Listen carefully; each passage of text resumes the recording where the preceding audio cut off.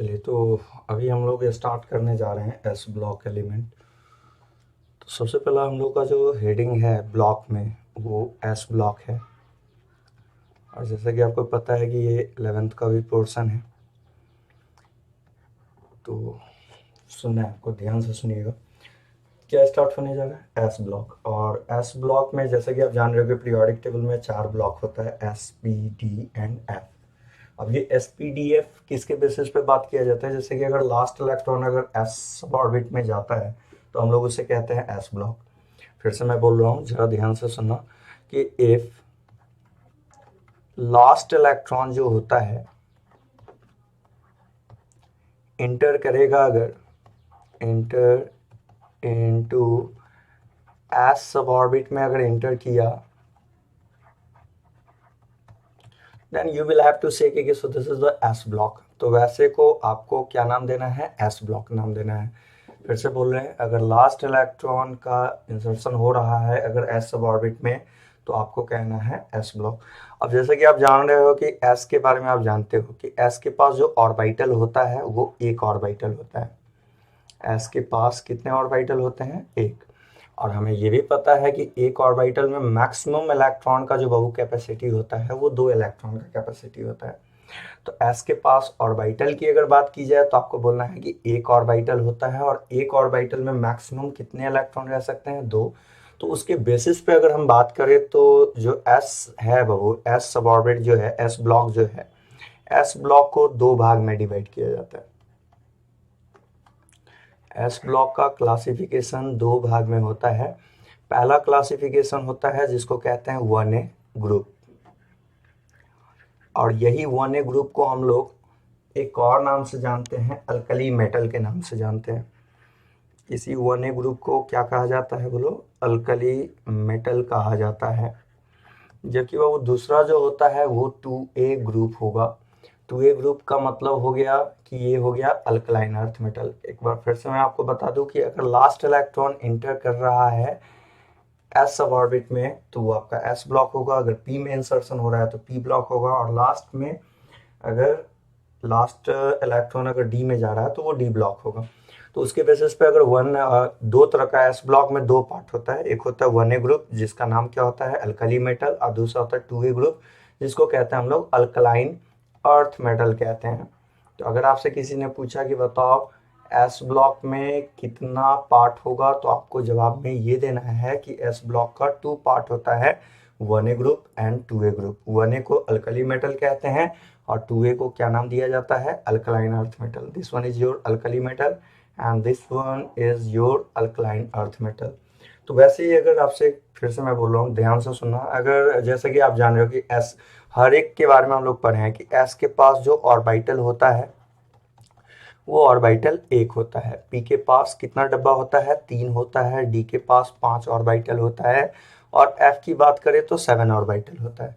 उसी तरह से अगर आपसे किसी ने पूछा कि एस ब्लॉक में बताओ क्या है, तो सबसे फर्स्ट टर्म आपको ये बोलना है कि अगर इलेक्ट्रॉन का इंसर्शन एस सब ऑर्बिट में हो रहा है तो उसे एस ब्लॉक कहेंगे।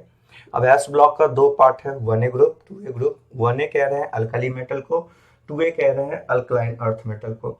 ठीक है ना? तो अल्कली एंड अल्कलाइन का मतलब क्या होता है? अल्कली मेटल का मतलब हो गया कि इसका जो होता है ऑक्साइड्स जो होता है वो क्या होता है कि सो बेसिक, दोनों का मतलब बेसिक ही होता है, लेकिन एक जो है वाटर में हाइड्रोक्साइड बनाता है। जैसे कि इन दोनों का मीनिंग आपको तो समझ में आ गया होगा। पहला मीनिंग क्या है कि सो इट इज, ये बहुत ही हाईली बेसिक होता है। It is highly basic in nature,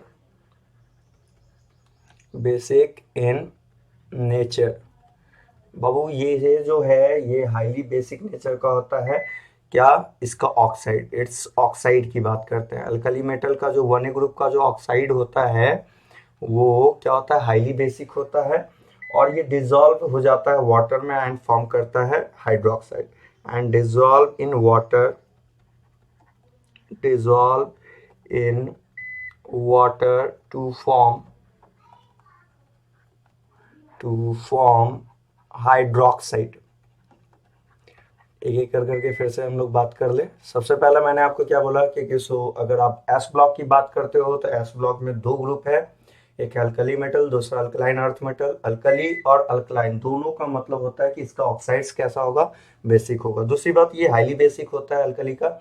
और दूसरा कि ये क्या करता है कि इसका ऑक्साइड्स जो होता है ये वाटर में डिजोल्व होके क्या करता है, ये हाइड्रोक्साइड फॉर्म करता है, and dissolve in water to form क्या, हाइड्रोक्साइड। अब बाबू इसमें जो एलिमेंट आने वाला है वो कौन कौन सा एलिमेंट है वो भी लिख ले। 1A ग्रुप में जो एलिमेंट आता है वो आता है आपका hydrogen, lithium, sodium, potassium, rubidium, caesium and then francium, जो कि आपका ये रेडियो एक्टिव सब्सटेंस है। कैसा सब्सटेंस है, रेडियो एक्टिव है। रेडियो एक्टिव कहते हैं जिसका न्यूक्लियाई क्या होता है, अनस्टेबल है, उसे कह रहे हैं। तो बाबू ये है आपका क्या क्या है बताइए। 1A ग्रुप में अगर कोई पूछे अल्कली मेटल का नाम बताओ तो क्या बोलना है आपको, hydrogen, lithium, sodium, potassium, rubidium, caesium and francium. ठीक है। और वैसे ही 2A ग्रुप के बारे में मैंने बताया, 2A को अल्कलाइन अर्थ मेटल कहते हैं। इसका भी मतलब होता है कि इसका ऑक्साइड बेसिक नेचर का होता है और ये अर्थ क्रस्ट में पाया जाता है। तो सबसे फर्स्ट पॉइंट तो हम लोग इसके बारे में लिख ले कि it is also, it's oxide is also basic in nature. इसका जो ऑक्साइड होता है वो कैसा नेचर का होता है, बेसिक नेचर का होता है। ठीक है। And found in earth crust, and found in earth crust. कहाँ पाया जाता है ये, अर्थ क्रस्ट में। ध्यान से सुनना है जरा, जो बोले हैं पहले बताइए। 1A ग्रुप का एलिमेंट का नाम hydrogen, lithium, sodium, potassium, rubidium है, सीजियम, फ्रांसियम, ऐसे करके आपको बोलना है। 2A ग्रुप की बात करूं तो 2A ग्रुप में बाबू 2A ग्रुप के लिए आपको बोलना है जो एलिमेंट का नाम होगा वो क्या क्या होगा। सबसे पहले आएगा बेरिलियम, फिर आएगा मैग्नीशियम, तब आएगा कैल्शियम, उसके बाद स्ट्रॉन्सियम, फिर बेरियम एंड देन रेडियम होगा। ये भी आपका रेडियम जो है ये आपका रेडियो एक्टिव सब्सटेंस है। कैसा है ये आपका रेडियो एक्टिव है। अच्छा, दूसरी बात की कि 2A ग्रुप में रहने के बावजूद आपको इस बात का ताजुब लगेगा कि बेरिलियम जो है ये 2A ग्रुप का तो है, लेकिन ये आपका, इसे हम लोग अल्कलाइन अर्थ मेटल नहीं कहते हैं, नॉट अल्कलाइन अर्थ मेटल। कोई पूछेगा ऐसा क्यों होता है तो इसका सिंपल सा जवाब ये है कि यार अल्कलाइन अर्थ मेटल इसलिए नहीं है क्योंकि इसका जो बाबू ऑक्साइड होता है वो एम्फोटेरिक नेचर का होता है। ठीक है। जितने भी ये हैं, ये जितना भी एलिमेंट है 2A ग्रुप है उसका अल्कलाइन मतलब उसका ऑक्साइड कैसा होना चाहिए था, बेसिक नेचर होना चाहिए था।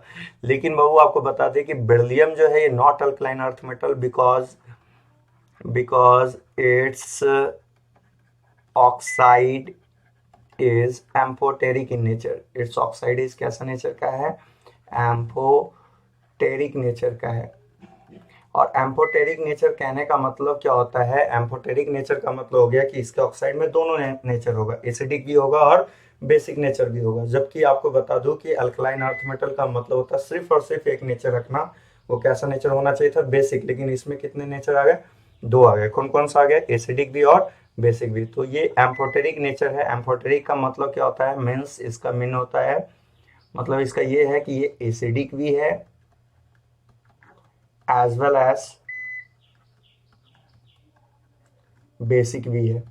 तो अगर आपसे किसी ने पूछा कि बताओ क्या कारण है कि बेरिलियम को अल्कलाइन अर्थ मेटल नहीं कहा जाता है, तो आपको बोलना है कि बेरिलियम एम्फोटेरिक नेचर का होता है। और एम्फोटेरिक नेचर के वजह से इसमें दोनों नेचर होगा, एसिडिक नेचर भी होगा और बेसिक नेचर भी होगा। जबकि अल्कलाइन अर्थ मेटल का मतलब होता है कि सिर्फ और सिर्फ उसमें कैसा नेचर होना चाहिए, बेसिक नेचर होना चाहिए। जल्दी से हो एक बार फिर से फटाफट रिकॉल कर ले।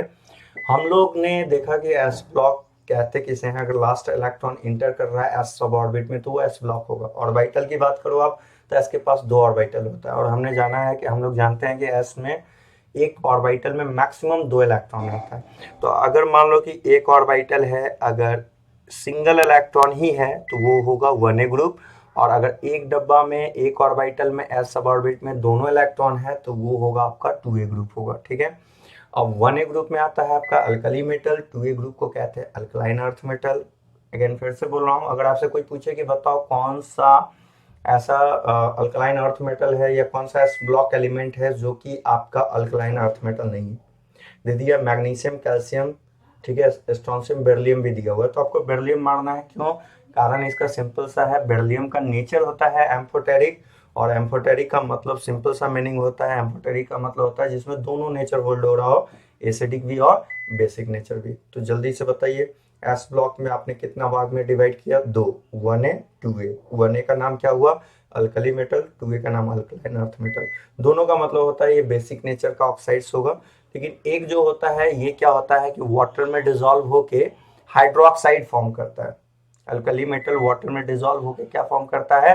हाइड्रोक्साइड फॉर्म करता है। जबकि इसका मतलब है ये ऑक्साइड तो है, बेसिक नेचर का है, और ये अर्थ क्रस्ट में पाया जाता है। दूसरी बात कि बाबू कौन सा ऐसा अल्कलाइन अर्थ मेटल है जो कि आपको, कौन सा ऐसा एस ब्लॉक एलिमेंट है 2A में जो अल्कलाइन अर्थ मेटल नहीं है? जवाब होगा बेरिलियम। क्यों? क्योंकि इसका ऑक्साइड एम्फोटेरिक होता है।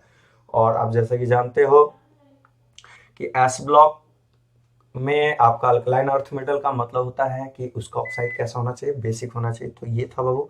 अगले टर्म की ओर बढ़ते हैं हम लोग, नेक्स्ट टर्म पे। अगला टर्म जो आता है बाबू वो आता है इनका जनरल कॉन्फ़िगरेशन। तो जरा ध्यान से समझिएगा, अगर जनरल कॉन्फ़िगरेशन की बात करते हैं तो हम दोनों ग्रुप को साइमल्टेनियसली लेके चलेंगे। तो हमारे पास दो है, पहला है अल्कली मेटल है, फर्स्ट जो है हम लोग का वो है अल्कली मेटल है, और दूसरा जो है वो है अल्कलाइन अर्थ मेटल है। तो हमारे पास दो तरह का मेटल है, alkali metal, alkaline earth metal. आप देख चुके हो अल्कली मेटल 1A ग्रुप को कह रहे हैं, अल्कलाइन 2A को कह रहे हैं। अगर जनरल कॉन्फ़िगरेशन की बात कर रहे हैं बाबू, तो जनरल में 1A है तो 1A तभी आएगा जब NS में 1 इलेक्ट्रॉन जाएगा, और इसका जनरल कॉन्फ़िगरेशन होगा NS2, इनर्ट गैस NS2। अब जल्दी से देखिएगा, जैसे कि मान लीजिए हाइड्रोजन है, लिथियम है, सोडियम, पोटासियम, रुबीडियम, सीजियम, इस तरह से दिया हुआ है। तो इसके लिए पहला है, पहला एलिमेंट है तो n की जगह 1 डाल देंगे।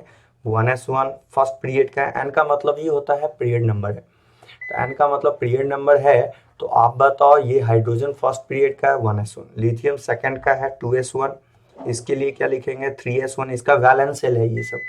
अगला बताइए 4s1, फिर क्या लिखेंगे? 5s1, फिर क्या लिखेंगे? 6s1। अगर आपसे कोई पूछे कि सीजियम का वैलेंस सेल बताओ क्या होगा, तो वैलेंस सेल होगा 6s1 होगा। वैसे ही अगर मैं लिखूं यहाँ पे beryllium, magnesium, calcium, strontium, barium and then radium, बताइए इसका क्या लिखिएगा? जल्दी से बताइए।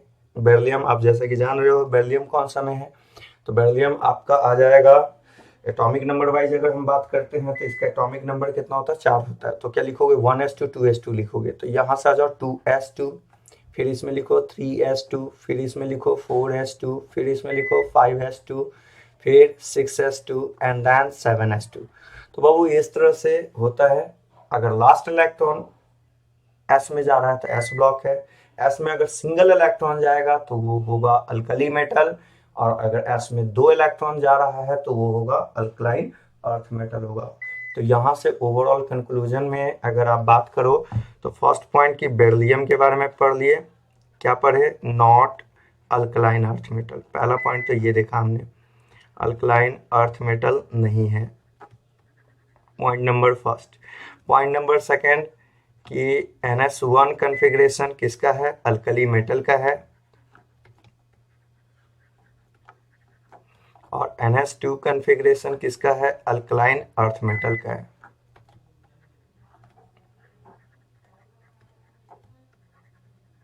ठीक है, तो ये हुआ बाबू आपका alkali metal, alkaline earth metal, जिसका जनरल फार्मूला आप भी देख लिए हो। ये सब जो आपको मैंने यहाँ पे जो लिखा ये क्या है? इसका जनरल कॉन्फ़िगरेशन है। अगर आपसे एस ब्लॉक में पूछे जनरल, तो आपको बोलना है कि अल्कली मेटल का NS1 जनरल कॉन्फ़िगरेशन होता है, अल्कलाइन अर्थ मेटल का आपको बोलना है NS2 जनरल कॉन्फ़िगरेशन होता है।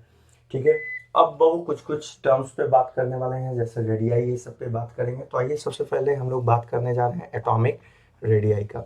ध्यान देना, एटॉमिक रेडियाई की बात करते हो बाबू, तो एटॉमिक रेडियाई वाइज अगर हम लोग बात करें तो हम लोग ऑलरेडी ये काम कर चुके हैं। एस ब्लॉक में चाहे वो अल्कली मेटल हो या अल्कलाइन अर्थ मेटल हो, कोई भी मेटल क्यों ना हो, चाहे वो अल्कली मेटल हो या अल्कलाइन अर्थ मेटल हो, तो कोई भी क्यों ना हो, जैसे कि हाइड्रोजन है, lithium, sodium, potassium, rubidium, caesium, हम लोग ऑलरेडी पढ़ चुके हैं कि ग्रुप में डाउन द ग्रुप जाएंगे, नंबर ऑफ सेल बढ़ेगा। अगर सेल बढ़ेगा तो एटॉमिक साइज भी बढ़ेगा, तो एटॉमिक रेडियाई क्या होता है, बढ़ता है। तो डाउन द ग्रुप आएंगे, एटॉमिक रेडियाई बढ़ेगा। वैसे ही अगले में आ जाइए, beryllium, magnesium, calcium, strontium, barium, radium. Again फिर वैसे ही नीचे जाइएगा, एटॉमिक रेडियाई क्या होगा, बढ़ेगा। तो एटॉमिक रेडियाई ऑलरेडी आप पढ़ चुके हो कि डाउन द ग्रुप जाने से क्या होता है, बढ़ता है। तो नीचे जा रहे हैं, सेल बढ़ रहा है, सेल बढ़ेगा, एटॉमिक रेडियाई भी क्या हो जाएगा, बढ़ेगा। अब जैसे कि मान लीजिए कि ये दोनों ब्लॉक को, एस ब्लॉक को मिक्स करके अगर रेडियाई आपसे पूछे, जैसे ये नॉर्मली तो आपने 1A 2A के बारे में बोल दिया कि नीचे ग्रुप में हम लोग पढ़ भी चुके हैं, नॉर्मल ट्रेंड ही होता है कि ग्रुप में डाउन द ग्रुप जाने से एटॉमिक रेडियाई क्या होता है, बढ़ता है। अब हम लोग देखने वाले हैं रिलेशन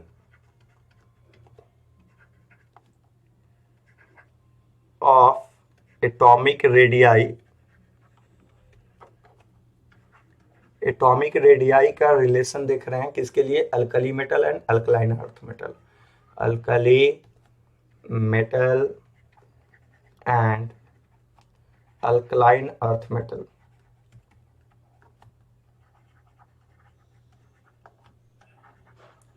इनके बारे में हम लोग देखने वाले हैं, अल्कली मेटल और अल्कलाइन अर्थ मेटल के बारे में। बाबू जैसा कि तुम्हें पता है अल्कली मेटल में क्या क्या आने वाला है, जल्दी से बताओ। ये है तुम्हारा अल्कली मेटल है, ठीक है। तो अल्कली मेटल में लिथियम है, सोडियम है, पोटासियम है, रुबिडियम है, सीजियम है। फ्रांसियम तो छोड़ दो, रेडियो एक्टिव है। अगला में आ जाओ, अल्कलाइन अर्थ मेटल में आ जाओ। अल्कलाइन अर्थ मेटल की बात करें तो क्या लिखोगे, तो अल्कलाइन अर्थ मेटल में आपको लिखना है, क्या क्या लिखेंगे जल्दी से बताओ। Beryllium, magnesium, calcium, strontium, barium. बार बार मैंने बोला क्या कि आपको रेडियो एक्टिव नहीं लेना है। अब वो ये काफ़ी इंपॉर्टेंट है, बैठा के भी रखना है। इसमें क्या होता है कि रिलेशन जनरली हम लोग जो पढ़ते हैं रेडियाई के बारे में, दो बात पढ़ते हैं, और ये आप पीरियोडिक टेबल में पढ़े भी हो कि ग्रुप में डाउन द ग्रुप जाते हैं तो सेल बढ़ता है, सेल बढ़ेगा तो साइज भी बढ़ेगा। और पीरियड में हम लोग पढ़े हैं कि पीरियड के केस में अगर हम लोग लेफ्ट से राइट जाते हैं तो लेफ्ट टू राइट जाने से क्या होता है कि जेड स्टार बढ़ेगा, इफेक्टिव न्यूक्लियर चार्ज बढ़ता है, और साइज क्या होता है, घटता है। तो ये चीज ऑलरेडी हम लोग पहले पढ़ चुके हैं। अब जरा जो बात बताना चाह रहे हैं उसको देखना। अगर हम बात कर रहे हैं बाबू इधर से, तो आपको पता है कि बेरिलियम क्या है, बेरिलियम की बात करो जरा, तो बेरिलियम आपको क्या है कि राइट में है और लिथियम लेफ्ट में है। तो राइट वाला का रेडियाई क्या हो रहा है, साइज घट रहा है। देखो राइट में जाने से साइज घट रहा है, तो राइट में जाने से, लेफ्ट से राइट जाने से साइज घट रहा है, तो राइट से लेफ्ट आएंगे तो साइज बढ़ेगा। तो बेरिलियम से जो ज्यादा साइज होगा बाबू, वो साइज होगा लिथियम का। क्यों, क्योंकि लेफ्ट से राइट जाते हैं तो जेड स्टार बढ़ता है, बढ़ने से रेडियाई घटता है। नॉर्मली जेड स्टार को सीधे याद रखना कि पीरियोडिक टेबल में लेफ्ट से राइट जाओगे तो वैसी स्थिति में रेडियाई घटता है। तो अब बताओ, लिथियम लेफ्ट में है, बेरिलियम राइट में है। अगर बेरिलियम से लिथियम में आ रहे हैं तो राइट से लेफ्ट आ रहे हैं, लेफ्ट से राइट जाने से घट रहा है, तो राइट से लेफ्ट आने पे बढ़ेगा। तो साइज हो गया कि बेरिलियम का ज्यादा होगा, बेरिलियम से ज्यादा लिथियम का होगा। अब बाबू इसमें एक रिलेशन होता है एसन टाइप का, वो आपको बैठाना है, जरा ध्यान से देखिएगा। उसके बाद जो है ये ऐसे जाएगा, ठीक है, ध्यान से। उसके बाद जो है आपका यहां से इस तरह से आएगा, एस पहले बन गया। देखो ये जस्ट लाइक एस जैसा लुक दे रहा है, आप इसको थोड़ा सा हो तो जोड़ दो, एस जैसा बन गया ये। और पहला बताओ, सबसे ज्यादा हो गया बेरिलियम का, बेरिलियम से ज्यादा होगा साइज लिथियम, उससे ज्यादा मैग्नीशियम, उससे भी ज्यादा सोडियम का होगा वो। अब सोडियम के बाद जो साइज का ऑर्डर जो आने वाला है, ध्यान देना, वो आएगा कैल्शियम के लिए। किसके लिए आएगा, कैल्शियम के लिए आएगा। और कैल्शियम के बाद आपको नीचे की ओर बढ़ना है ऐसे, इस तरह से, क्लियर है। और फिर अगेन जब ये हो जाए तो फिर आपको इस तरह से जाना है, फिर आपको इस तरह से बढ़ना है। तो ये एन टाइप का लुक दे रहा है, और इसलिए इसमें हम लोग बोलेंगे कि एसन फॉर्म होगा। मतलब कि एस ब्लॉक के लिए रेडियाई का फॉर्म हम लोग क्या कहेंगे, एस ब्लॉक को दिमाग में रखने के लिए SN बनाना है। देखो ये आपका S हो गया, यहां से देखो बेरिलियम से सोडियम S बन रहा है और उसके बाद रिमेनिंग में N टाइप का बन रहा है। ठीक है, अब रेडियाई का ऑर्डर हम लोग लिख लेते हैं। तो जरा ध्यान से पहले कुछ कुछ टर्म्स को घेरो पहले। क्या है, जैसे कि आपको दिखाई दे रहा होगा सीजीएम, सबसे बड़ा साइज जो है एस ब्लॉक में, सबसे लार्जेस्ट साइज किसका होगा, सीजीएम का होगा। लार्जेस्ट साइज की बात करें तो बोलना है सीजीएम, और एस ब्लॉक में स्मॉलेस्ट रेडियाई की बात की जाएगी तो स्मॉलेस्ट में आपको बोलना है बेरिलियम है। तो पहला तो 2 पॉइंट हम लोग बैक टू बैक लिखे। पहला पॉइंट हम लोग लिखेंगे स्मॉलेस्ट रेडियाई इन एस ब्लॉक एलिमेंट कौन सा है, कौन सा एस ब्लॉक एलिमेंट का रेडियाई सबसे छोटा है, तो बेरिलियम सबसे छोटा रेडियाई रख रहा है। और लार्जेस्ट की बात करते हैं अगर रेडियाई इन एस ब्लॉक, तो लार्जेस्ट रेडियाई होगा एस ब्लॉक में किसका, तो वो सबसे ज्यादा लार्जेस्ट होगा सीजीएम का होगा। वो पहले ये तो 2 फैक्ट तो एकदम अच्छे से बैठा, सबसे छोटा साइज बेरिलियम, और सबसे बड़ा साइज किसका, सीजीएम का। अब अगर रेडियाई की बात कर ले, रेडियाई के ऑर्डर की बात करें तो रेडियाई का ऑर्डर कैसे कैसे होगा वो देखो, एक जगह ऑर्डर भी लिख ले रहे हैं हम लोग। देखो सबसे ज्यादा रेडियाई भाग रहा है सीजीएम की ओर, तो रेडियाई अगर रिलेशन एस ब्लॉक के लिए बोल दे तो सबसे बड़ा रेडियाई होगा सीजीएम का। सीजीएम के बाद होगा रुबिडियम का, रुबिडियम के बाद होगा पोटेशियम का, पोटेशियम के बाद होगा आपको बेरियम का, बेरियम के बाद होगा स्ट्रॉन्शियम का, स्ट्रॉन्शियम के बाद होगा कैल्शियम का, कैल्शियम के बाद होगा सोडियम, सोडियम के बाद बाबू मैग्नीशियम बोलना है, मैग्नीशियम के बाद होगा लिथियम, और लिथियम के बाद होगा बेरिलियम। यहां से भी आपको क्लियर कट दिखाई दे रहा होगा सबसे एस ब्लॉक में छोटा रेडियाई किसके लिए आ रहा है, ये आ रहा है, बोलो जल्दी से, बेरिलियम के लिए आ रहा है। और सबसे बड़ा एस ब्लॉक में रेडियाई किसके लिए आ रहा है बाबू, तो वो आ रहा है लार्जेस्ट किसके लिए है, वो है सीजीएम के लिए। तो ये अगर आपसे कभी पूछ ले कि बताओ एस ब्लॉक में रिलेशन बताओ, तो कोड वाइज याद रखिएगा, एसएन टाइप का फॉर्मेट होता है रेडियाई का। ठीक है, तो ये रेडियाई का ऑर्डर हो जाता है, वो क्या होगा, एसएन फॉर्मेट पकड़ेगा। तो इस तरह से बाबू अब जरा ध्यान से कुछ टर्म्स को समझना, जैसे कि ये होता क्या है, आप जनरली जो मेटल होते हैं वो बनाता है मेटालिक बॉन्ड बनाता है। तो पहले तो इस चीज को भी थोड़ा सा अच्छा से समझाएं हम आपको कि होता क्या है कि मेटल जो है, जो भी मेटल है, मेटल किस तरह का बॉन्ड फॉर्म करता है, मेटालिक बॉन्ड फॉर्म करता है। कैसा बॉन्ड बनाएगा, मेटालिक बॉन्ड बनाएगा। अब मेटालिक बॉन्ड में होता क्या है जरा ध्यान से समझना, अगर मान लो ये मेटल का क्रिस्टल है, तो आप जानते हो इसके बारे में, आप तो जानते हो कि मेटल का काम क्या होता है, इलेक्ट्रॉन लॉस करना।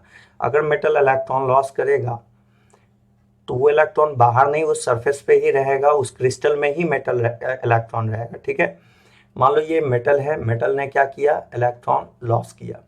अब लॉस किया तो यहाँ पे इलेक्ट्रॉन होगा, यहाँ भी इलेक्ट्रॉन होगा, यहाँ भी इलेक्ट्रॉन होगा, यहाँ भी, ठीक है, यहाँ भी इलेक्ट्रॉन होगा। तो इन सब के बीच में इलेक्ट्रॉन है, और यही इलेक्ट्रॉन सी मॉडल भी कहा जाता है इसे। बाबू मेटल के बीच में पहला बात की जो बॉन्ड बनता है वो कौन सा बॉन्ड होता है, मेटालिक बॉन्ड होता है। दूसरी बात की जो मेटल जो होता है ये पॉजिटिव चार्ज है, और ये है इलेक्ट्रॉन, इसको कहते हैं कोर इलेक्ट्रॉन कहा जाता है, और ये M+ को कर्नल कहा जाता है। और कर्नल और कोर इलेक्ट्रॉन के बीच में जो बॉन्ड बनता है वो बॉन्ड होता है बाबू मेटालिक बॉन्ड होता है। वो बॉन्ड को क्या कहते हैं, मेटालिक बॉन्ड कहते हैं। अब जो बात बताना चाह रहे हैं उसको समझना अच्छा से, वैसे बॉन्ड को हम लोग को क्या कहना है, मेटालिक बॉन्ड कहना है। First point. Point number second ये है कि अगर मेटालिक बॉन्ड की बात कर रहे हैं, शॉर्टली हमने MB से लिख दिया है मेटालिक बॉन्ड को, तो अगर हम मेटालिक बॉन्ड की बात कर रहे हैं बाबू, तो सोचो कि जितना छोटा साइज होगा कोर इलेक्ट्रॉन और केटायंस के बीच अट्रैक्शन फोर्स उतना ही ज्यादा होगा। तो मेटालिक बॉन्ड जो है वो इनवर्सली प्रोपोर्शनल टू साइज होगा। पहला बात ये समझ में आया या नहीं है, मेटालिक बॉन्ड जो है वो इन्वर्सली प्रोपोर्शनल टू साइज होगा, और दूसरा कि नंबर ऑफ इलेक्ट्रॉन्स के बढ़ने से भी मेटालिक बॉन्ड का स्ट्रेंथ बढ़ता है। अगेन फिर से मैं बोल रहा हूँ, ध्यान से समझना बाबू।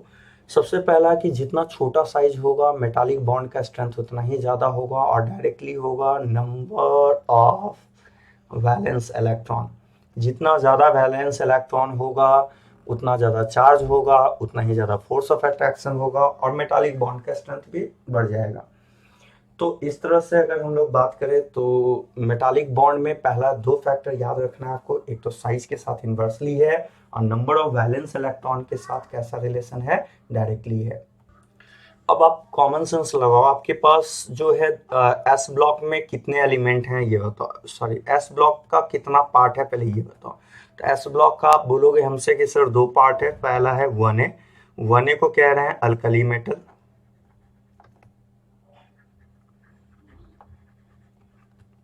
और दूसरा बाबू है 2A, 2A का नाम होता है alkaline earth metal.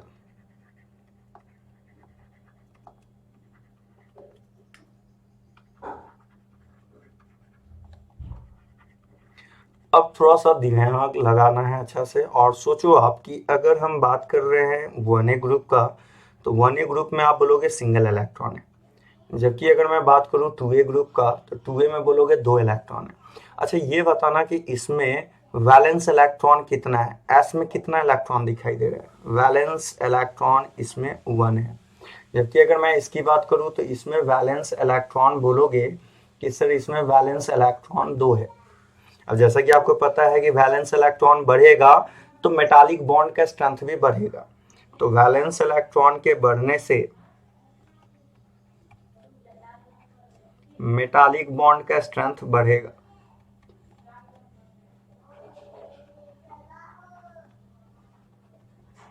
Metallic bond का स्ट्रेंथ बढ़ेगा। तो अगर मैंने आपसे पूछा कि भाई मेटालिक बॉन्ड स्ट्रेंथ बताओ किसका ज़्यादा होगा, तो आपको बोलना है मेटालिक बॉन्ड स्ट्रेंथ जिसमें वैलेंस इलेक्ट्रॉन ज़्यादा होगा उसमें ज़्यादा होगा। तो आप देख रहे हो कि 1A ग्रुप में वैलेंस इलेक्ट्रॉन 1 है, जबकि 2A ग्रुप में 2 है। तो जिसमें वैलेंस इलेक्ट्रॉन ज़्यादा है उसका मेटालिक बॉन्ड का स्ट्रेंथ ज़्यादा है, तो बोलेंगे मेटालिक बॉन्ड स्ट्रेंथ 2A वाले में ज़्यादा है एज कंपेयर टू 1A से। स्ट्रेंथ का ऑर्डर बताइए जल्दी से कि इसमें मेटालिक बॉन्ड का स्ट्रेंथ ज़्यादा है, तो 2A वाले में ज़्यादा है। किससे ज़्यादा है, 1A से। क्यों ज़्यादा है, क्योंकि जितना ज़्यादा इलेक्ट्रॉन होगा कोर और कर्नल के बीच में, कर्नल किसे कह रहे हैं, केटायन को कहा जा रहा है कर्नल। कर्नल का सेंस क्या है यहाँ पे, कर्नल का सेंस केटायन है, और कोर इलेक्ट्रॉन तो इलेक्ट्रॉन को नॉर्मली कह रहे हो, तो केटायन और इलेक्ट्रॉन्स के बीच में अट्रैक्शन जो है वही मेटालिक बॉन्ड है। अब सोचो जितना ज्यादा इलेक्ट्रॉन होगा उतना ज्यादा अट्रैक्शन होगा। अब अट्रैक्शन जितना ज्यादा होगा तो सिंपल सी बात है मेटालिक बॉन्ड का स्ट्रेंथ तो बढ़ेगा ही बढ़ेगा। अब सोचो कि अगर किसी में मेटालिक बॉन्ड का स्ट्रेंथ बहुत ज्यादा है तो बहुत ज्यादा टफ होगा, टफनेस उसमें बहुत ज्यादा होगा। तो बाबू जो एक सॉफ्ट होता है, जनरली हम लोग बोलते हैं कि एस ब्लॉक एलिमेंट जो होता है वो सॉफ्ट नेचर का होता है। तो अगर हम सॉफ्टनेस के बेसिस पे बात करें तो ध्यान देना, यहाँ पे थोड़ा सा चलो इसको अलग से बताते हैं। सॉफ्टनेस की बेसिस पे बात करें तो हम आपको समझाएं कि सॉफ्टनेस जो होता है बाबू, कोई भी चीज सॉफ्ट कब होगा, सिंपल सी बात है जब उसमें बॉन्ड जो है वीकर होगा, स्ट्रेंथ कम होगा तो सॉफ्ट होगा। जितना स्ट्रांग बॉन्ड होगा हार्ड उतना ही ज्यादा होगा। तो सॉफ्टनेस के लिए मेटालिक बॉन्ड का स्ट्रेंथ कम होना चाहिए। सर मेटालिक बॉन्ड ही क्यों लगा, क्योंकि बाबू एस ब्लॉक मेटल है, और मेटल के बीच में मेटल के बीच में जो बॉन्ड बनता है वो कैसा बॉन्ड बनता है, मेटालिक बॉन्ड बनता है। आप पढ़े हो मेटल नॉन मेटल के बीच में आयनिक बॉन्ड, नॉन मेटल के बीच में कोवेलेंट बॉन्ड, अब मेटल के बीच में कैसा बनता है, मेटालिक बॉन्ड बनता है। तो ध्यान से समझना, अगर हम बात कर रहे हैं सॉफ्टनेस की बात करें तो सॉफ्टनेस वाइज हम लोग क्या कहेंगे कि सॉफ्टनेस जो है बाबू वो इन्वर्सली प्रोपोर्शनल होगा, किसके इन्वर्सली होगा, स्ट्रेंथ ऑफ मेटालिक बॉन्ड के।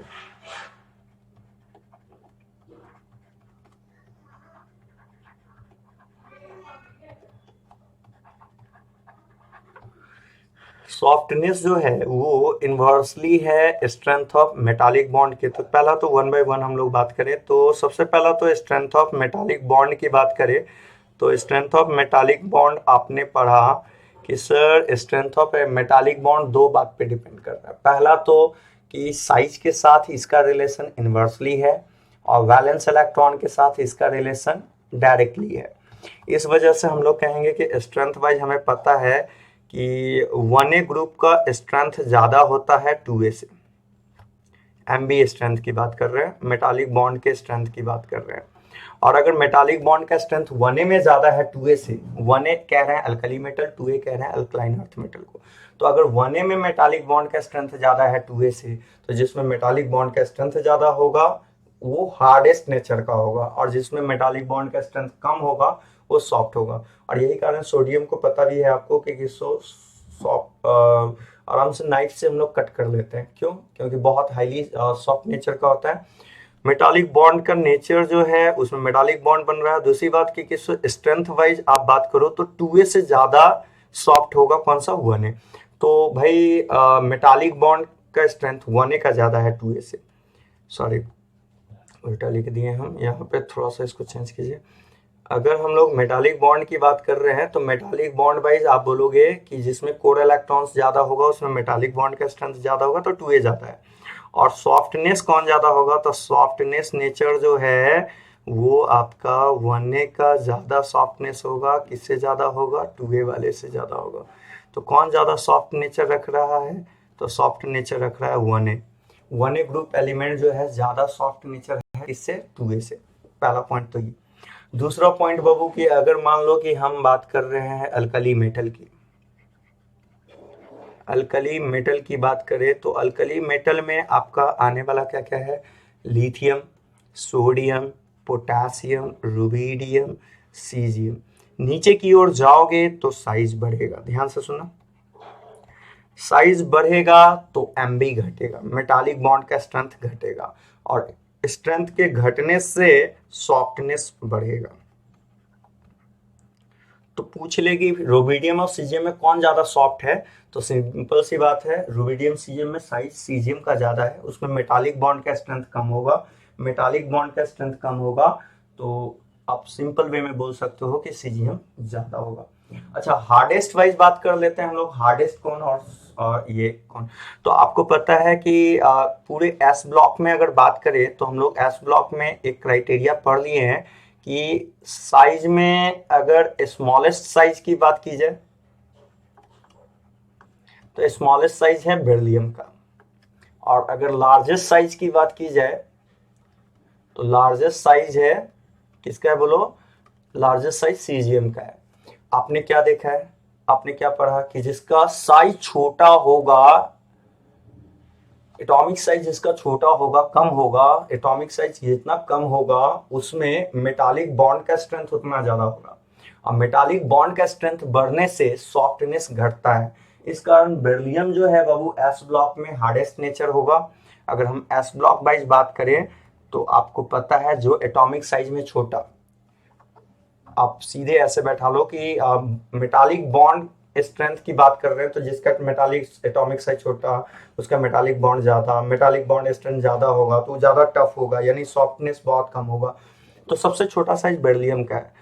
तो एस ब्लॉक में अगर आपसे पूछे सॉफ्टनेस नेचर बताओ तो सॉफ्टनेस उसका होगा जिसका मेटालिक बॉन्ड स्ट्रेंथ कम होगा। स्ट्रेंथ कम कब होगा? जब साइज बड़ा होगा। साइज सबसे ज्यादा किसका बड़ा है? सीजियम का है, तो सॉफ्टनेस नेचर होगा एस ब्लॉक में सीजियम।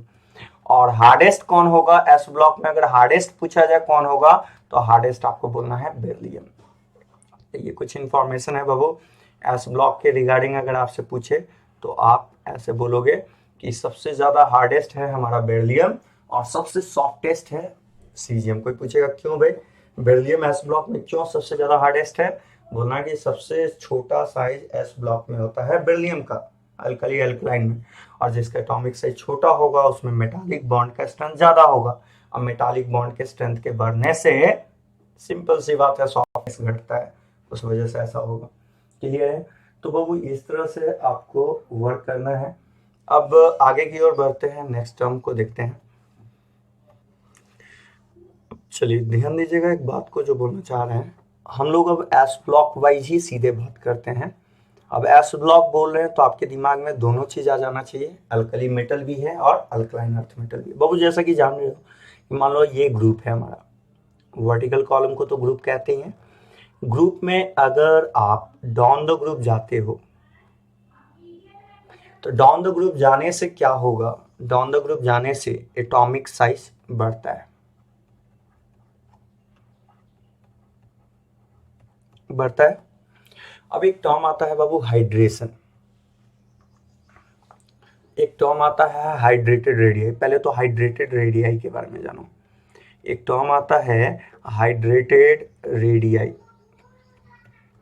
अब जरा ध्यान से सोचो हाइड्रेटेड रेडियाई होता क्या है, सुनना जरा ध्यान से। आप पढ़े हो कि मेटल का काम होता है, मेटल का काम होता है इलेक्ट्रॉन लॉस करना, और लॉस करेगा तो मेटल चेंज हो जाएगा M प्लस प्लस इलेक्ट्रॉन में। इलेक्ट्रॉन लॉस किया है, चेंज हो जाएगा M प्लस में। मतलब अल्टीमेटली हम अगर बात करें तो मेटल इलेक्ट्रॉन लॉस करके किस में बदल जाएगा, केटायन में बदलेगा। ये तो आप मान रहे हो कि मेटल जब भी इलेक्ट्रॉन लॉस करेगा तो उस पर प्लस चार्ज आएगा, प्लस का मतलब केटायन है। अब केटायन है तो जरा ध्यान से देखना और बताना कि अगर हम M प्लस की बात कर रहे हैं तो M प्लस की बात कर रहे हैं तो M प्लस को क्या करेगा, वाटर का नेगेटिव पार्ट घेर लेगा। अब जरा ध्यान से सुनना, वाटर को कैसे लिखोगे, वाटर है बाबू तो OH लिखोगे। जैसा कि आपको पता है कि ऑक्सीजन ज्यादा इलेक्ट्रोनेगेटिव है तो इस पे डेल्टा माइनस होगा, हाइड्रोजन लेस है तो डेल्टा प्लस, यहाँ डेल्टा प्लस। बॉन्डिंग के भी बेसिस से जाओगे तो हम लोग बॉन्डिंग में पढ़े हैं कि वाटर का होता है V shape, bend shape, angular shape होता है। तो जरा ध्यान से देख के बताओ, वाटर के लिए क्या हम ऐसे बना सकते हैं कि एक जगह हम लोग का पोल देखो कैसा आ रहा है, निगेटिव पोल आ रहा है, और नीचे की ओर दूसरा पोल कैसा है, पॉजिटिव है। तो ये वाटर का रिप्रेजेंटेशन होता है। अब जरा ध्यान से सुनना जो बात बोलना चाह रहे हैं कि वाटर जैसे कि मेटल है, मेटल का काम ही होता है इलेक्ट्रॉन लॉस करना, लॉस किया तो केटायन में चेंज हो गया। तो बताओ ये M प्लस है, M प्लस को वाटर का निगेटिव पार्ट घेर लेगा। वाटर का कौन सा पार्ट घेर लेगा इससे, केटायन है, प्लस है तो वाटर का अट्रैक्शन होना चाहिए, तो कौन सा पार्ट घेरेगा, प्लस के नजदीक कौन जाएगा, माइनस। इसलिए वाटर का निगेटिव पोल केटायन को सराउंड करेगा। अब बताओ सराउंड किया तो ये प्रोसेस कहलाता है हाइड्रेशन प्रोसेस कहलाता है। क्या कहलाता है, हाइड्रेशन कहलाता है। ठीक है, हाइड्रेशन कहलाता है। अब बाबू एक दो बात और ध्यान से देखना, आप केटायन है ये, और वाटर का पोल कैसा है, अगर हम केटायन को सराउंड कर रहे हैं वाटर के पोल निगेटिव से, तो बाबू इसमें जो फोर्स लगेगा बॉन्डिंग के बेसिस पे बात करें तो केटायन का मतलब ये आयन है, और जब भी एक किसी भी स्पीसीज पे माइनस प्लस आता है तो उसके लिए एक नाम दिया जाता है डाइपोल। तो इसमें जो फोर्स ऑफ अट्रैक्शन लगेगा वो लगेगा ion dipole attraction, ion dipole attraction लगेगा। अब बताओ वाटर ज्यादा से ज्यादा ये प्लस को कब घेरेगा, ये केटायन मोर सॉल्वेट कब होगा, केटायन ज्यादा कब घेरेगा। अगर ज्यादा घेरने की बात करते हैं तो ज्यादा घेरेगा कब, गिरेगा तब जब जितना छोटा साइज होगा, छोटा साइज होगा तो फोर्स ऑफ अट्रैक्शन उतना ही ज्यादा लगेगा, वाटर ज्यादा हाइड्रेट करेगा। तो केटायन ज्यादा गिरेगा तब वाटर से, जब साइज क्या होगा, स्मॉल होगा। इसका मतलब कि हाइड्रेशन की बात करें तो हाइड्रेशन के लिए हम लोग बोल सकते हैं कि ज्यादा हाइड्रेशन उनमें होता है जिनमें साइज ऑफ केटायन कम होता है। जितना कम केटायन का साइज होगा उसमें हाइड्रेशन ज्यादा होगा। अब एक बात बताओ बाबू, जरा ध्यान से समझना अच्छा से बात को। अगर मान लो कि सो ये हो गया तो पहला तो ये बात समझ में आया हाँ सर कि जितना छोटा साइज होगा उसमें क्या होगा, वाटर मॉलिक्यूल उतना ही ज्यादा हाइड्रेट करेगा, जितना ज्यादा हाइड्रेट करेगा तो ज्यादा साइज ज्यादा गिर पाएगा। अब एक बात समझना, बात को समझने की कोशिश करो। जैसे कि मान लो हमने यहाँ पे एक केटायन लिया, दो केटायन लिए, एक M प्लस है, ये साइज में काफी छोटा है। अब छोटा है तो वाटर का मॉलिक्यूल इसे घेर रहा है,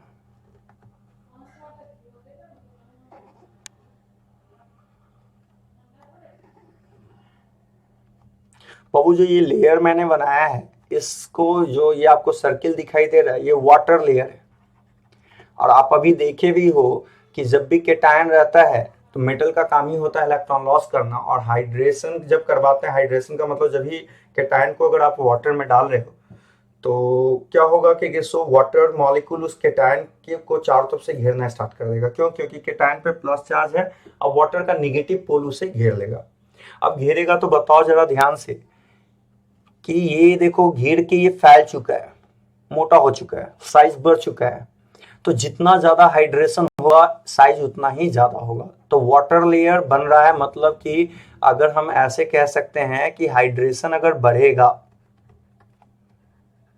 हाइड्रेशन बढ़ेगा तो हाइड्रेशन के बढ़ने से रेडियाई भी बढ़ेगा। हाइड्रेशन बढ़ेगा तो रेडियाई बढ़ेगा। जितना ज्यादा हाइड्रेशन होगा उस सिस्टम का हाइड्रेटेड रेडियाई उतना ही ज्यादा होगा। मतलब हम लोग अल्टीमेटली ये कह सकते हैं कि मोर हाइड्रेशन, अरे भाई देखो अगर छोटा साइज है ज्यादा गिर रहा है, अगर बड़ा साइज का है आयंस तो वो कम गिरेगा। जो कम गिरेगा तो लेयर कम बनेगा। तो मान लो कि कैसे सपोज करो कि बड़ा साइज का ये साइज है केटायन का और इसमें वाटर से सराउंड होके यहीं पे रह गया, तो क्यों ज्यादा क्यों नहीं गिरा? ज्यादा इसलिए नहीं गिरा कि जितना छोटा साइज होगा केटायन का, force of attraction ion dipole का जो अट्रैक्शन लग रहा है उतना ज्यादा होगा, ज्यादा गिरेगा। तो पहले बैठा लो कि हाइड्रेशन बढ़ेगा तो रेडियाई भी बढ़ेगा। तो मोर हाइड्रेशन, मोर हाइड्रेटेड रेडियाई।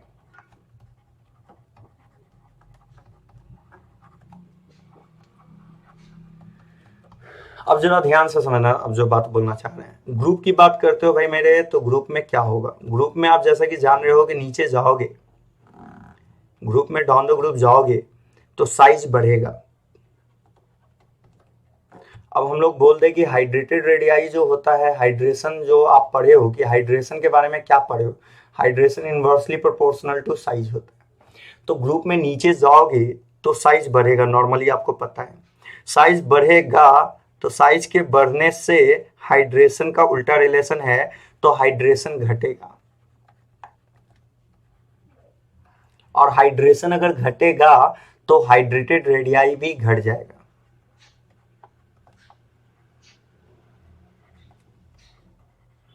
हाइड्रेटेड रेडियाई घटेगा। मतलब अगर अल्टीमेटली हम ये कहें कि ग्रुप में नीचे जा रहे हैं तो साइज बढ़ रहा है, जितना ज्यादा साइज होगा हाइड्रेशन, साइज और हाइड्रेशन के बीच में उल्टा रिलेशन है, हाइड्रेशन कम होगा। और हाइड्रेशन के बढ़ने से हाइड्रेटेड रेडियाई बढ़ता है। पानी की वजह से जो फूल जाएगा तो वो हाइड्रेटेड रेडियाई क्या होगा, जिसका हाइड्रेशन ज्यादा होगा उसका हाइड्रेटेड रेडियाई ज्यादा होगा। तो साइज नीचे आ रहे हैं तो बढ़ रहा है, बढ़ने से हाइड्रेशन घट रहा है और हाइड्रेशन के घटने से हाइड्रेटेड रेडियाई भी घट रहा है। मतलब अल्टीमेटली हम लोग ये कहेंगे कि सर आप ये कह सकते हो कि ग्रुप में नीचे की ओर आएंगे तो साइज क्या होगा, बढ़ेगा। ये गैसेस साइज की बात कर रहे हैं। लेकिन अगर एक्वस की बात करें, एक्वस मीडियम में बात करें, तो एक्वस मीडियम में नीचे आएंगे तो हाइड्रेटेड रेडियाई घटेगा। क्यों भाई? क्योंकि बड़ा साइज होगा कम हाइड्रेशन होगा, कम घिरेगा तो साइज कम होगा। तो अब बताओ, जैसे कि मान लो हम एक छोटा सा क्वेश्चन हमने पूछा आपसे कि लिथियम है, सोडियम है, पोटेशियम है, रुबिडियम है, सीजियम है।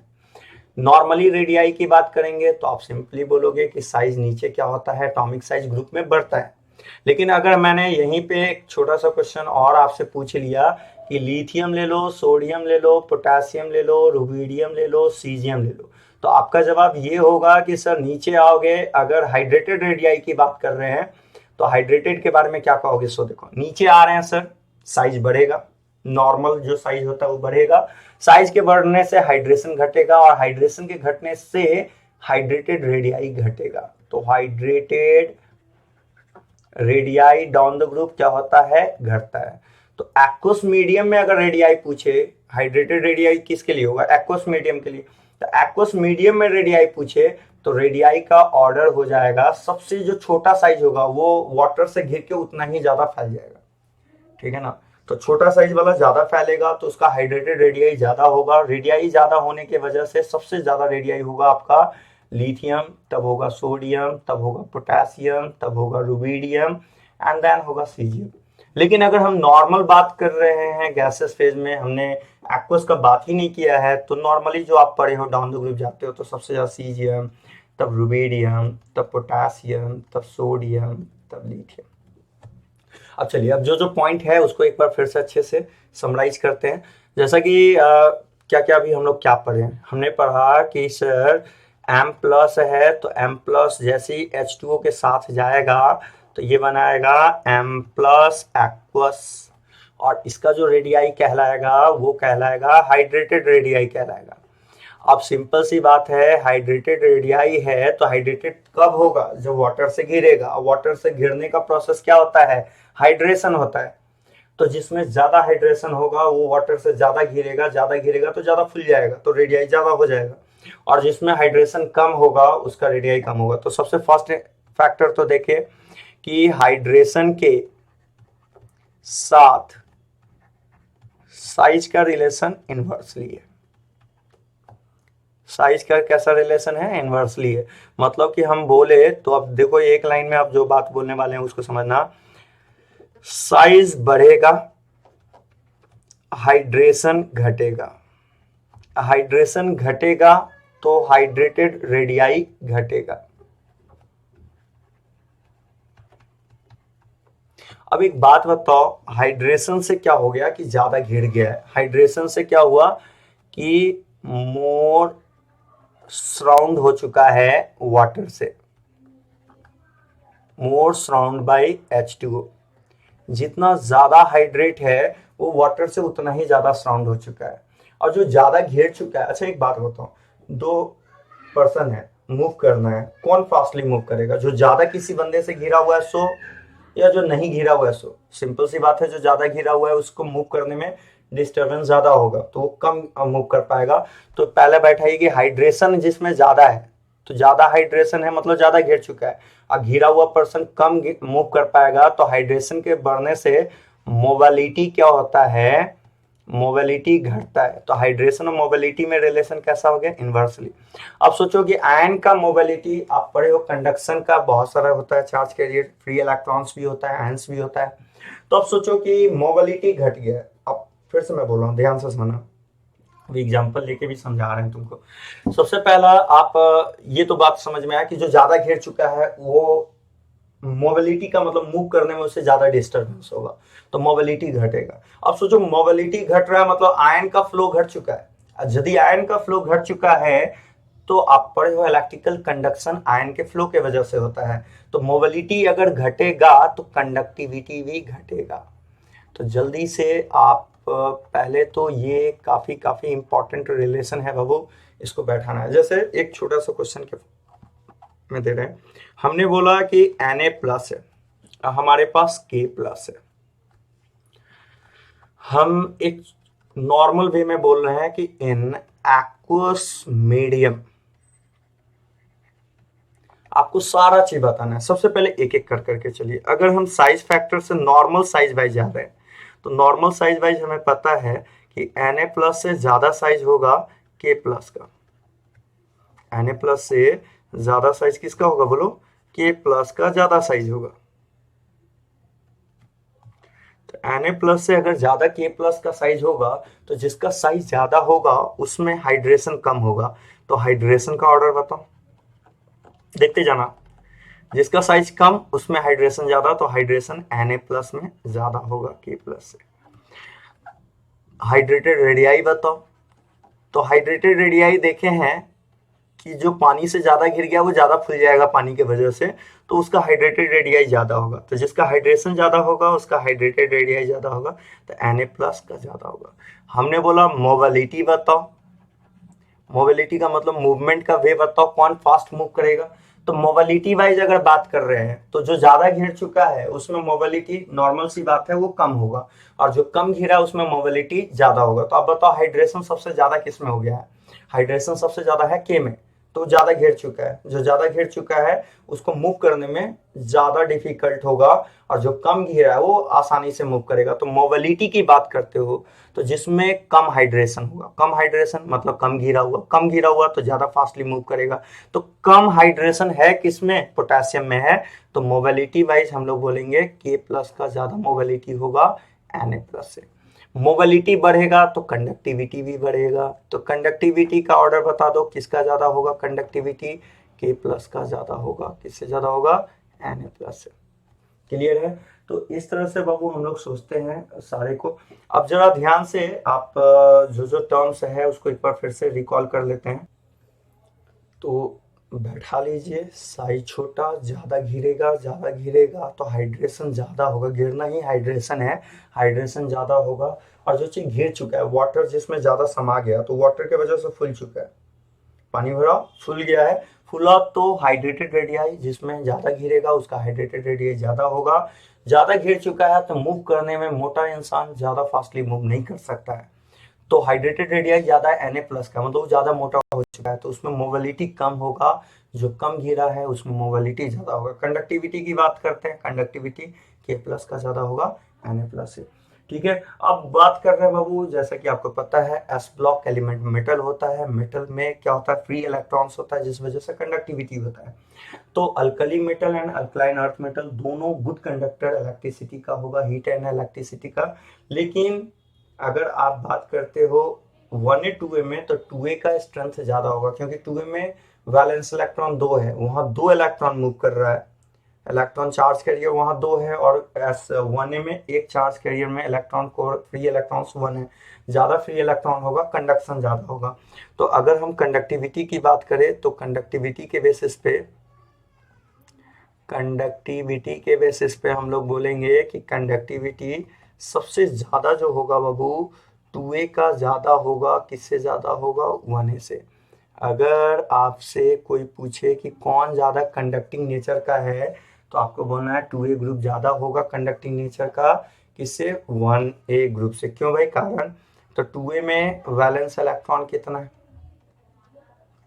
वैलेंस इलेक्ट्रॉन इसमें 2 है, जबकि 1A में वैलेंस इलेक्ट्रॉन कितना है? अगर 1A में वैलेंस इलेक्ट्रॉन की बात करें तो यहाँ 1 है।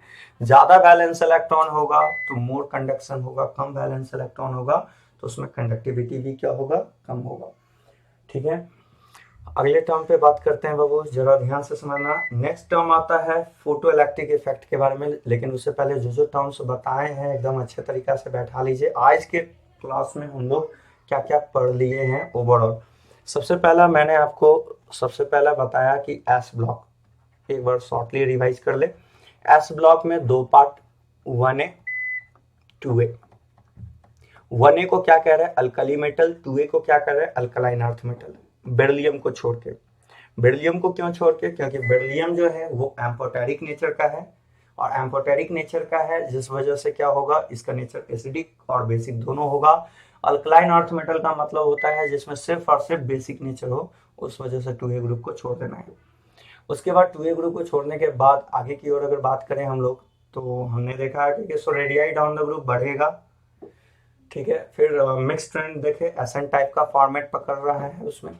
उसके बाद आपने देखा कि हाँ, हाइड्रेशन के बारे में मैंने बताया कि जो छोटा साइज है उसमें ज़्यादा हाइड्रेशन होगा। हाइड्रेशन ज़्यादा होगा तो उसका हाइड्रेटेड रेडियाई भी क्या होगा? ज़्यादा होगा। क्लियर है? तो हाइड्रेटेड रेडियाई ज़्यादा होगा, जो ज़्यादा गिर जाएगा उसमें मोबिलिटी कम होगा। मोबिलिटी कम होगा तो कंडक्टिविटी भी क्या होगा? कम होगा। अब अगले टर्म पे बात करते हैं। जो नेक्स्ट टर्म है हमारा वो है photo electric effect. S block element को फोटो इलेक्ट्रिक इफेक्ट के तौर पे भी यूज किया जाता है। तो जरा ध्यान से सुनिएगा, फोटो इलेक्ट्रिक इफेक्ट में जो यूज किया जाता है वो पोटेशियम, रुबिडियम, सीजियम का यूज किया जाता है। ठीक है, तो सीजियम का यूज किया जाता है, जिसमें सीजियम मोस्टली सुटेबल होता है फोटो इलेक्ट्रिक इफेक्ट के लिए। ठीक है, तो आपसे अगर कोई पूछे फोटो इलेक्ट्रिक इफेक्ट के बारे में, पहले थोड़ा सा समझ लेते हैं फोटो इलेक्ट्रिक इफेक्ट है क्या। ये तो आप पढ़ते ही हो कि मेटल के सरफेस पे जब आप एनर्जी देते हो तो उस एनर्जी को लेके जो लूजली बॉन्डेड इलेक्ट्रॉन है वो मेटल के सरफेस को छोड़ देता है, और जो एनर्जी जो मेटल के सरफेस को छोड़ने के लिए देते हो वो थ्रेशोल्ड एनर्जी होता है, मिनिमम एनर्जी होता है। और ये फिनोमेना फोटो इलेक्ट्रिक इफेक्ट का होता है। एटॉमिक स्ट्रक्चर में डिटेल में हम लोग देखें। अभी हम बात करते हैं फोटो इलेक्ट्रिक इफेक्ट में जो मेटल यूज किया जाता है अल्कली मेटल में, वो सीजियम, रुबिडियम और पोटेशियम का यूज किया जाता है। कौन सा मेटल यूज किया जाता है? पहले आपसे अगर पूछ ले कि मेटल जो यूज किया जाता है उसका नाम बताओ। Caesium, rubidium, potassium used in ठीक है, photo electric effect. Photo electric effect में कौन कौन सा मेटल यूज करेंगे? Caesium, rubidium, potassium. लेकिन सीजियम बाबू ज़्यादा यूज किया जाता है, क्यों? क्योंकि इसका आई सबसे कम होता है, लेस आयोनाइजेशन एनर्जी होता है, उस वजह से इसको यूज किया जाता है। ठीक है, अब जरा ध्यान से सुनना, सीजियम और पोटेशियम सीजियम का यूज जो है सोलर सेल में किया जाता है। ठीक है ना, तो अगला पूछा जाए कि potassium and caesium used in solar cell, कौन सा सेल में यूज किया जाता है? इसका सोलर सेल में यूज किया जाता है, फोटो इलेक्ट्रॉन जनरेशन का काम करता है। ठीक है, तो सोलर सेल में कौन सा एलिमेंट यूज किया जाता है? Potassium caesium. और अगर आपसे पूछे कि फोटो इलेक्ट्रिक इफेक्ट में कौन सा मेटल यूज किया जाता है, तो सीजियम, रुबिडियम एंड क्या कहना है आपको? पोटेशियम कहना है। ठीक है, सेम एज अगर हम बात कर रहे हैं आयोनाइजेशन एनर्जी, जो आप पीरियोडिक टेबल में पढ़ चुके हो। आयोनाइजेशन एनर्जी कहते हैं वो एनर्जी जिस एनर्जी को लेके वो एनर्जी जो आप देते हो किसी भी आइसोलेटेड गैसेस न्यूट्रल एटम को इलेक्ट्रॉन निकालने के लिए, वो एनर्जी आपका आयोनाइजेशन होता है। अब ग्रुप में अगर डाउन द ग्रुप की बात करते हो तो डाउन द ग्रुप क्या होता है? नीचे जाएंगे, नीचे जाने से साइज फैक्टर बढ़ेगा, साइज बढ़ने से आयोनाइजेशन एनर्जी घटेगा। तो जैसे जैसे डाउन द ग्रुप जाएंगे तो डाउन द ग्रुप जाने से साइज फैक्टर क्या होगा? बढ़ेगा, साइज के बढ़ने से क्या होगा? आयोनाइजेशन एनर्जी घट जाएगा। ठीक है, तो एक आता है वो फ्लेम टेस्ट आता है। हर मेटल का एस ब्लॉक एलिमेंट का अपना एक स्पेसिफिक कलर होता है, और वो कलर का डिटेक्शन हम लोग कैसे करते हैं? फ्लेम टेस्ट के थ्रू करते हैं। ठीक है, एक होता है बंसन बर्नर होता है, उससे किया जाता है। तो ध्यान से देखिएगा, एक टर्म आया फ्लेम टेस्ट। फ्लेम टेस्ट में क्या किया जाता है? जैसे कि एक बंसन बर्नर लिया जाता है, ठीक है, यहाँ पे फ्लेम है। अब जरा ध्यान से समझना आप,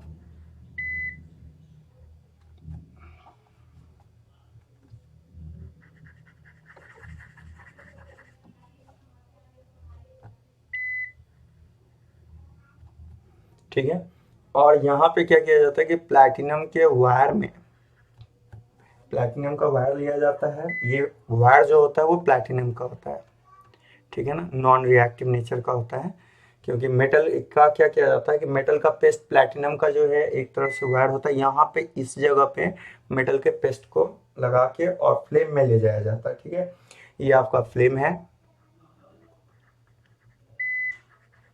समझिएगा, सर समझा रहे हैं अच्छे से। और ये बंसन बर्नर है।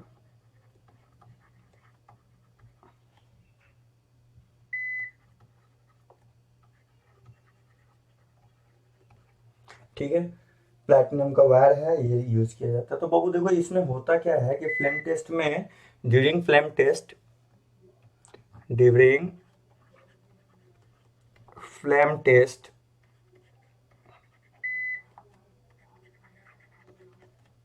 of S block element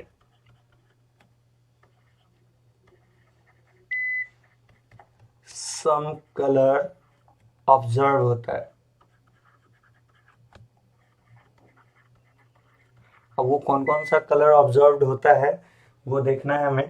तो ध्यान से देखिएगा, यहाँ पे कुछ कलर ऑब्जर्व होता है बाबू, जो हम आपको दोनों मेटल के लिए लिख रहे हैं। पहला 1A ग्रुप, लिथियम सोडियम। तो कोई पूछेगा फ्लेम टेस्ट बताना है आपको, ये भी बैठा के रखिएगा, क्योंकि बहुत जगह आपको क्वेश्चन में फ्लेम टेस्ट से मेटल को भी डिटेक्ट करना पड़ेगा। तो फ्लेम टेस्ट के थ्रू क्या होता है कि जैसे कि मान लो प्लैटिनम का वायर लेते हैं, डायरेक्ट किसी भी मेटल को आप उस पर ले तो नहीं जा सकते, तो क्या किया जाता है कि प्लैटिनम के वायर में हम लोग एक चम्मच टाइप का रहता है, उस पर क्या किया जाता है कि जो मेटल है उसका पेस्ट लगा के और क्या किया जाता है, फ्लेम में ले जाया जाता है। जिससे क्या होता है कि वो एनर्जी लेके जो इलेक्ट्रॉन है वो एक्साइट करता है, एक्साइट करके हायर एनर्जी लेवल में जाता है, और जैसे ही वो डी एक्साइट करता है तो एनर्जी इमिट करता है, और वही इमिटेड एनर्जी की वजह से कलर ऑब्जर्व होता है।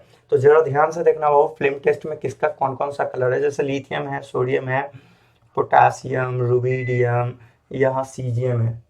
ठीक है, तो लिथियम का जो कलर होता है वो होता है क्रिम्सन रेड होता है। कैसा होता है? आपसे अगर कोई पूछे कि लिथियम का कलर बताओ, तो आपको बोलना है क्रिम्सन, क्या बोलोगे, क्रिम्सन रेड कहोगे, ठीक है। वैसे ही अगर आपसे किसी ने पूछा सोडियम का कलर बताना है तो आपको बोलना है गोल्डन येलो होगा। ये याद रखना जरूरी है बाबू, ये कलर याद रखना जरूरी है, क्योंकि बहुत बार कलर से ही आपको जैसे क्वेश्चन पूछ लेगा कलर या फिर कुछ रिएक्शन दे देगा, तो इसका बहुत ज़्यादा यूज होने वाला है। लिथियम का क्रिम्सन रेड, सोडियम का गोल्डन येलो। पोटेशियम के कलर की बात करें बाबू तो पोटेशियम का वायलेट कलर होता है, रुबिडियम का रेड वायलेट होता है, और सीजियम का ब्लू कलर होता है, ठीक है। अब आ जाइए, ये तो हो गया 1A ग्रुप का। 1A ग्रुप का बंसन फ्लेम में पूछ ले, फ्लेम टेस्ट पूछ ले कि 1A ग्रुप का फ्लेम टेस्ट में बताओ, लिथियम का फ्लेम टेस्ट बताओ। तो लिथियम का फ्लेम टेस्ट से क्या होता है, कलर ऑब्जर्व होगा। फ्लेम टेस्ट के थ्रू क्या होगा, क्या ऑब्जर्व होने वाला है, कलर ऑब्जर्व होने वाला है। और वो कलर क्या क्या होगा वो आपको बोलना है, तो क्या बोलोगे जल्दी बताओ। कलर लिथियम का crimson red, sodium golden yellow, potassium violet, rubidium red violet और सीजियम ब्लू। बाबू बेरिलियम और मैग्नीशियम, ये दो अगेन फिर से बोल रहे हैं, ध्यान से सुनिएगा। Not so flame test, not so flame test. आपने क्या देखा फ्लेम टेस्ट में होगा क्या, पहले ये बताओ। फ्लेम टेस्ट में जैसे कि मान लो कि आप जैसे इसको फ्लेम में ले जा रहे हो, तो जो मेटल का जो नीचे वाला जो मेटल मतलब मेटल है, इसमें जैसे ही आप फ्लेम टेस्ट में ले जा रहे हो तो ये क्या कर रहे हो कि आप इसको लाइट के प्रेजेंस में ले जा रहे हो। तो ये इलेक्ट्रॉन क्या करेगा, जो लूजली बॉन्डेड इलेक्ट्रॉन है, ये एनर्जी को लेके एक्साइट करेगा हायर में, और जैसे ये डी एक्साइट करेगा तो इस दौरान ये एनर्जी इमिट करेगा। और यही इमिटेड एनर्जी के वजह से, इमिटेड एनर्जी के वजह से, ये इमिटेड एनर्जी एक विजुअल रेंज में आ जाता है और जिसके वजह से कलर ऑब्जर्व होता है। तो आपको पहले तो उतना बैठाना नहीं है, आपको सीधे बैठाना है कि फ्लेम टेस्ट के वजह से क्या करना है, कलर ऑब्जर्व होगा। किसका किसका कौन कौन सा कलर है, जैसे लिथियम का crimson red, sodium golden yellow, potassium violet, red violet, blue colour है। वैसे ही बेरिलियम मैग्नीशियम के बारे में अगर आपसे कोई पूछे तो बोलना है beryllium magnesium not so flame test, not so flame test because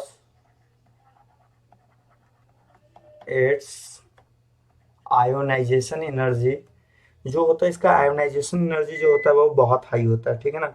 because its ionisation energy is very high, because its ionisation energy is very high.